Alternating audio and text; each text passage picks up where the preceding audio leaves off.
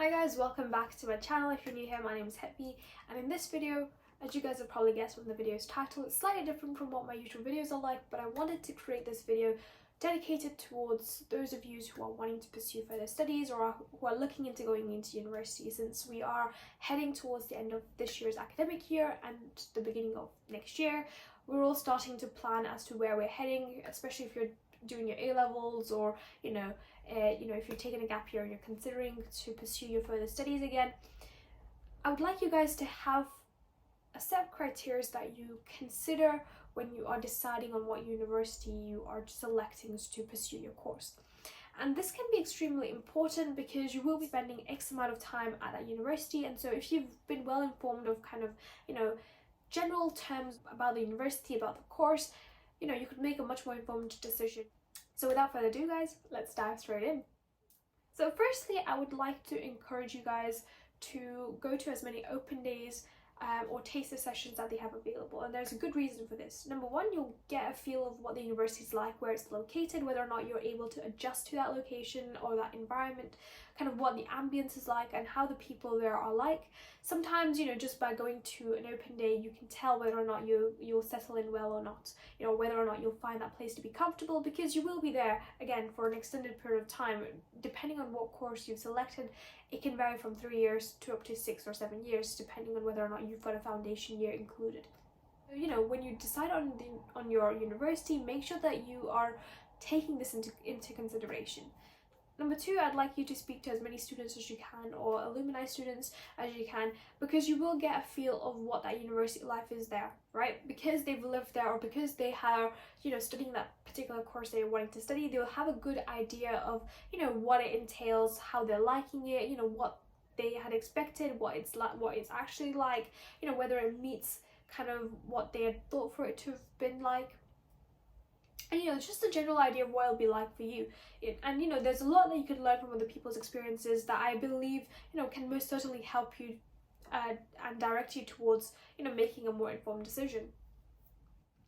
You also want to consider kind of how that course itself is taught, and often you'll find that during open days they may have this virtual, now after the pandemic, or on campus kind of a thing, where they have lectures set for a set duration where they speak of a particular course.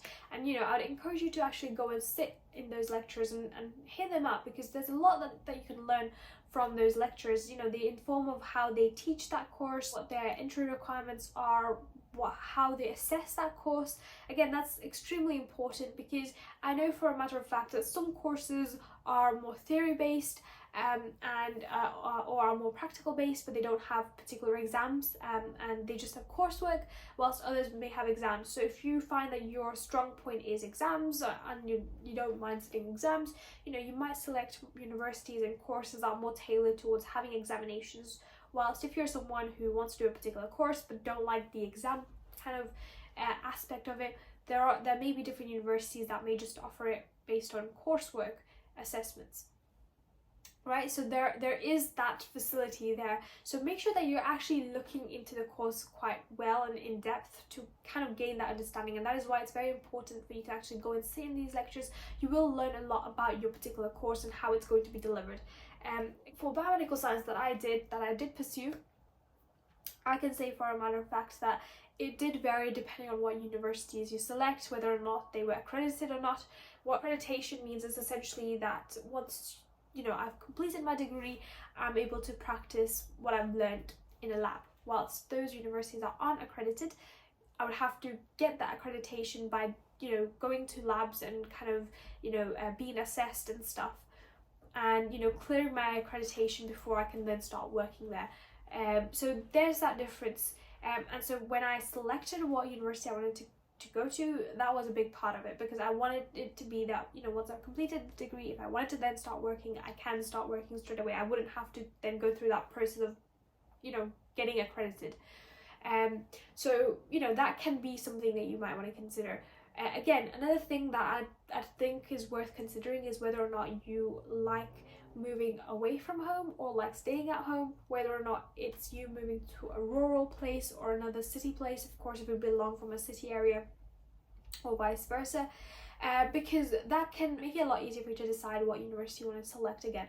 because, you know, if you're someone that likes to stay at home, well, looking for universities that are like really far away may not be the most sensible choice, right? You might want to select universities that are more close by, and that can allow you to easily commute from the university to your home, right? Likewise, if you're looking at universities that are further away, you want to decide on whether or not you want it to be, again, a city oriented university that is located kind of at the heart of a city or kind of close to a city, or whether you're looking at universities that are more rural and kind of at the outskirts, because again, it will differ in kind of what type of social life you have and kind of what you have to do. But you know, some people actually like that quietness and they like having, you know, less people around, and so you might prefer to go to a university like that. There's nothing wrong with that. And likewise, you might like a more populated university where, you know, there's, I guess, a lot more people, a lot noisier and stuff, because you're accustomed to that since growing up, so you find it a lot weird to go to a rural place. But then again, you might be someone that is from a city area but likes kind of that ruralness of that university, likes that traditional authentic look that it has, or you're someone that wants their university to be more modern and kind of have kind of more modern facilities. So that is what open days will allow you to get a glimpse of and understand whether or not that university is for you or not, right? Just by looking at their pictures or kind of what others have said cannot allow you to have the same experience as you will have when you actually go to their open days, go and actually be in that area, that location where that university is, and just get that feel of what that university is like. So that is why I'd highly encourage you guys to go to those open days and those open events that they have available. And of course, you having kind of a sense of whether or not you'd be accepted into that university. What I mean by that is look at the entry requirements and see whether or not you meet those entry requirements, right? And there's a good reason for this, right? You've got 5 choices that you can choose from, right? If you're meeting the entry requirements for all 5 of them, you've got a good chance of getting into any one of those, and of course you choosing which university is most suited for you and kind of, you know, choosing your top preferences. Try not to select universities that you've got a slim chance of getting into. The reason being is that each university will have a different entry requirement or set criteria. Depending on what university is like and kind of how they teach that course and how they've been ranked, it will vary, right? So be very careful, because it's going to be a huge part of whether or not you get into that university. So, you know, going to open days is all well and good, but what I'd also do is regularly check for any updates on their site in terms of the entry requirements, whether that's changing, because year on year it could change and it doesn't necessarily have to always be the same. You know, they would specify that, of course, and you know, if any changes brought about, they would expect you to actually know them. So be very sure that you check the entry requirements and that you meet all the entry requirements. Some universities have particular grades that they want, or particular courses for you to have done prior to you entering for that course, or particular experiences that they want you to have prior to you enrolling into that course. So make sure that you're meeting all those criteria before applying to that university, because often enough, if you don't meet the preliminary criteria of kind of assessments that they have from kind of the grades, the course, and of course the experience that they're looking at, they will not look at your entire profile. They will reject you, irrespective of how good your work experience may have been, or how good of a student you may have been, or how dedicated you are in that particular course, or your fondness for that course. If you do not meet the entry requirements, they will not look through and they will not proceed with your application.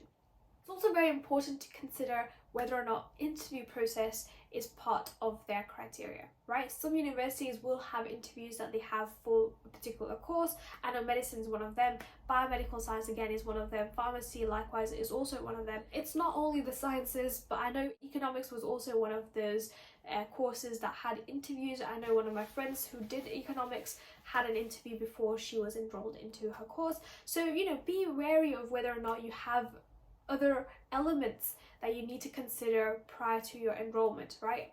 Besides your grades and your marks and stuff, you might have an interview process, or you might have an aptitude test that you need to take. I know for medicine it was UKCAT or BMAT if you're a UK student, or, you know, if you're applying to a UK medical school, you would have to have sat UKCAT or BMAT, one or the other, depending on what the university requires.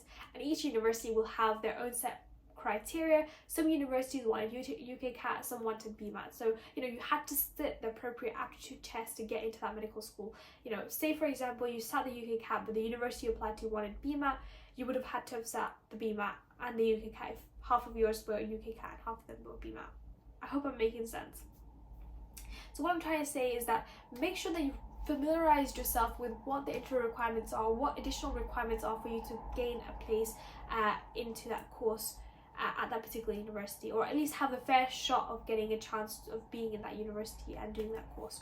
So that is extremely important. Now, there are set things that I would want you to consider, or at least be aware of, when you're deciding on your university that you shouldn't really do. That is, what your friends are doing could genuinely be something you're interested in, and that's a different story all on its own. But if you're doing something primarily because your friends are doing it, or primarily because someone that you like is doing it, isn't the most sensible idea, in my opinion. So be very careful with how it is that you're selecting what course is most suitable for you. Is it because you like it, or is it because your friends are doing it, or because, again, you've been pressured by your family or your parents into doing that particular course? Because it's going to lead to the same result again. You're not going to enjoy it, you're not going to like it, you're not going to reap the most out of it, right? So be very careful of how you're selecting that course. Now, moving to the last point that I believe is the most imperative of all, is to understand what you'll reap out of that course, or what could you use that course for, right? So when you're deciding on the course, it's not just about the 3 years that you spend there, but what can you do with that? What will you be able to achieve from gaining that knowledge? So depending on what course you've selected, it will lead to a different path. So be aware of where you can head with that degree. That's going to be extremely important, right? Even if you're unsure of what you want to do now, you want to, at least in the back of your mind, have an idea of what you could potentially do. Even if you're not set upon kind of a particular career path, and you're wanting to do a particular course that you're interested in, but you don't know where it's going to lead, I'd highly suggest that you look into kind of where you can head from there, from having achieved that degree. What can you do? What career paths open up for you? Now, there's nothing to say that you can't choose a different career path after you've gained that degree, but by having kind of an idea of where it is that you can head to, where it is that you can go with that, you can decide on whether or not that course is for you, or whether or not you like that course. So I'm going to leave you with that. I really hope that you've gained something out of this video. If you have, guys, be sure to like this video, subscribe if you haven't already, and hit that bell icon right next to it to make sure that you're regularly updated. I'll see you guys again in my next video. Take care. Bye.